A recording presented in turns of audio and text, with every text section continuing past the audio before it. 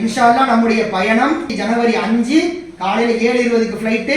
அன்னை அதிகாலை ஒரு 3 மணிக்கெல்லாம் என்ன செஞ்சிடணும், நம்ம வந்துடணும்னா நம்முடைய முதல் நாள் பயணம் சனிக்கிழமை என்ன செஞ்சிடணும், புறப்பட்டு வந்துடணும் இன்ஷா அல்லாஹ்.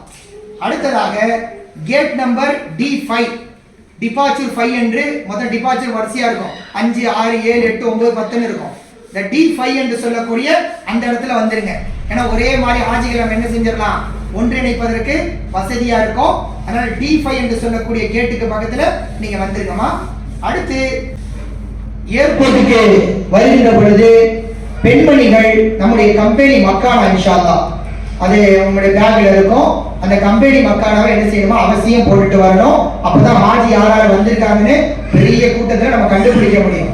இது ஏர்போர்ட் மட்டுமல்ல, எங்கெல்லாம் மக்காவோட நீங்க குரூப்பா போறீங்களோ, வெளியில ஒரு வெளியே ஜியாரா போறீங்க, தாயிஃப் போறீங்க, மத்த இடங்களுக்கு போறீங்க, ஆயிஷா பள்ளி போறீங்கன்னா இந்த மக்கானாவை போட்டுக்கிட்டு போகணும். ஏன்னா அந்த கூட்டத்துல கண்டுபிடிக்கிறதுக்கு நம்ம மக்கானா தனியா தெரியும். சரி நம்ம ஆஜி அங்க நிக்கிறாங்க, ஏன்னா ஒரு பாத்ரூம் இருப்பீங்க, உங்க ஷாலை போட்டு போனா எங்களுக்கு அடையாளம் தெரியாது. ஆனா ரொம்ப முக்கியம், குரூப்பா எங்கெல்லாம் நீங்க போகிறீர்களோ அங்கெல்லாம் கம்பெனி மக்கானாவை நீங்கள் அணிந்து கொள்ள வேண்டும். சாதாரணமா நீங்க தொழில் போறீங்க காப்பாக்குல, அப்ப சாதா மக்கானா சாதா உங்களுக்கு என்னென்ன ஷால் பிரியமான ஷால் இருக்கோ அதெல்லாம் நீங்க என்ன செஞ்சுக்கலாம், போட்டுக்கலாம். ஆக எங்கெல்லாம் குரூப்பா போறீங்களோ அங்கெல்லாம் அவசியம் கம்பெனி மக்கானாவை அணிந்து கொள்ள வேண்டும். அடுத்ததாக ஐடி கார்டு உங்களுக்கு கொடுப்பாங்க. எப்பயுமே குரூப்பா போறப்ப கையில வச்சுக்கோங்க. ஏன்னா அதுலதான் நம்மளுடைய வழிகாட்டினுடைய செல் நம்பர் இருக்கும். ஒருவேளை உங்களுக்கு இடம் தடுமாறி விட்டால் நீங்க என்ன செய்யணும், அங்க நிக்கக்கூடிய போலீஸ்காரங்க காவலாளிகள் இருப்பாங்க, அவங்ககிட்ட போய் இந்த நம்பரை அடிக்க சொன்னீங்கன்னா அடிச்சு என்ன செய்வாங்க, பேசிட்டு அவங்க வழி சொல்லுவாங்க, லொகேஷன் இந்த இடத்துல இருக்காங்க வந்து கூட்டிட்டு போங்கன்னு சொல்லுவாங்க. அதனால நீங்க உங்களுடைய மக்கானாவிலேயும் அந்த நம்பர் இருக்கும், கைடு நம்பரு, அதே மாதிரி ஐடி கார்டுலயும் இருக்கும், பேக்லயும் கொடுத்துருப்போம். எல்லா இடத்துலயும் சவுதின்னு போட்டு ஒரு நம்பர் இருக்கும். அந்த நம்பருக்கு என்ன செஞ்சுக்கலாம், நீங்க கால் பண்ணி நீங்க கனெக்ட் பண்ணிக்கலாம். அடுத்ததாக மஸ்ஜித்ல போய் எஹ்ராம் நம்ம கட்டுறனால ஆண்கள் என்ன செய்யணும்னா தன்னுடைய எஹ்ராம் ஆடைய லக்கேஜ்ல போடக்கூடாது, ஹேண்ட் லக்கேஜ்ல வச்சுக்கணும். முதல்ல லக்கேஜ் சொல்லிடுறேன்.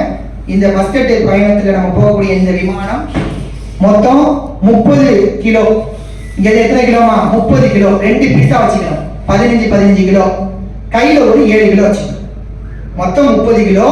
2 பீஸா போட்டுக்கலாம். இங்க இருந்து போறது அப்படிதான், ரிட்டர்ன்ல வரப்பே அப்படிதான். 30 கிலோ உங்களுக்கு அலாட்டட் பண்ணப்பட்டிருக்கு, 7 கிலோ கையில வச்சுக்கலாம். மொத்தம் 37 கிலோ நம்ம ஜாமா எடுத்துட்டு போலாமா. அதுல 15 2 லக்கேஜ் வச்சுக்கணும், கையில ஒரு 7 கிலோ வச்சுக்கலாம். மொத்தம் 37 கிலோ நம்ம செஞ்சுக்கலாம் வச்சுக்கலாம். இல்ல ஆண்கள் மட்டும் தங்களுடைய ஹேண்ட் லக்கேஜ் 7 கிலோ வச்சுக்கிறீங்களா கையில, அதுலதான் நீங்க என்ன செய்யணும், எஹ்ராம் ஆடைய வைக்கணும். ஒருவேளை நீங்க லக்கேஜ்ல போட்டு விட்டீங்கன்னா உங்களுடைய எஹ்ராம் ஆடை எங்கதான் வரும், ஜித்தா ஏர்போர்ட்டுக்கு வந்துடும். அதனால மிக கவனமாக, ஏர்போர்ட்லயும் நான் சொல்லுவேன், இருந்தாலும் இங்க இருந்தே கவனமா இருந்துக்கோங்க. உங்களுடைய லக்கேஜ்களை பேக் செய்கின்ற பொழுது ஆண்கள் தங்களுடைய எஹ்ராம் ஆடையை உங்களுடைய லக்கேஜ்ல வச்சுக்கோங்க. இன்ஷா அல்லாஹ் மஸ்கட் போய் நீங்க எஹ்ராம் மாத்திக்கலாம். நார்மல் என்ன ட்ரெஸ் நீங்க பிரியப்படுறீங்களோ, பேண்ட் ஷர்ட்டையோ அல்லது கைலி ஷர்ட்டோ எது உங்களுக்கு பிரியமோ அதை நீங்க ஏர்போர்ட்டுக்கு போட்டு வரலாம். அடுத்ததாக போர்டிங் முடிஞ்ச பின்னாடி, போர்டிங் இந்த லக்கேஜ் எல்லாம் நம்ம போடுறோம்ல, இந்த 30 கிலோ அனுப்பிச்சு விட்டுட்டோம். இமிகிரேஷன் இருக்கும், இமிகிரேஷன் செக்கிங் தான் முடிஞ்சு. இந்த போர்டிங் முடிஞ்சதுக்கு பின்னால நம்முடைய விமான டிக்கெட்டு, அதே மாதிரி விசா காப்பி, நம்முடைய ஒரிஜினல் பாஸ்போர்ட், இது எல்லாம் உங்க கையில கொடுத்துருவோம். ஏர்போர்ட்ல ஆல்ரெடி உங்கள்கிட்ட இருக்கிறவங்க கொண்டு வந்துருங்க. யாருக்கெல்லாம் நான் பாஸ்போர்ட் வாங்கலையோ, வெறும் காப்பி மட்டும் வாங்கி விசா அடிக்கணும்னா தனியாக அடிச்சிருக்கேன். பாஸ்போர்ட் கையில உள்ளவங்க ஏர்போர்ட்டுக்கு எடுத்து வந்துடணும்.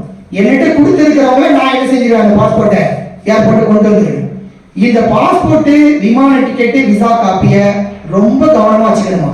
ஆனா ரொம்ப கவனமாக பெண்கள் தங்களுடைய ஆவணங்களை பாதுகாப்பாக என்ன செய்ய வேண்டும், வைத்துக் கொள்ள வேண்டும்.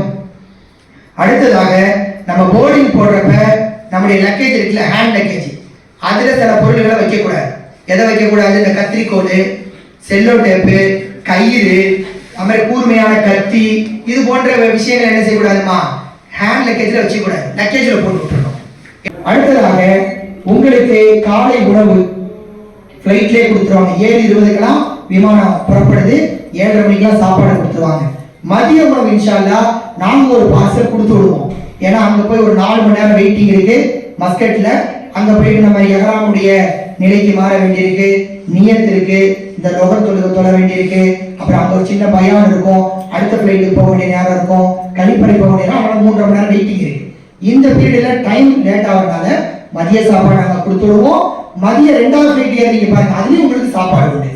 அடுத்ததாக வயதான ஹாஜிகள் வந்தா அங்க பெரும்பாலும் நாங்க டீ கடை வந்து பேப்பர் கப்பு தான், யூஸ் அண்ட் த்ரோ தான்.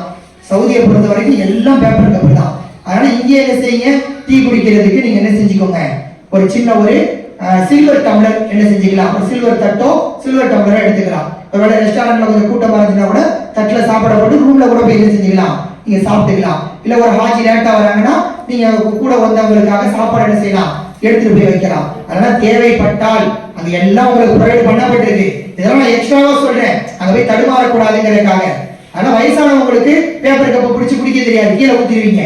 அப்போ ஒரு சில்வர் டம்ளர் என்ன செஞ்சுக்கோங்க, இங்கேயே எடுத்துக்கோங்க.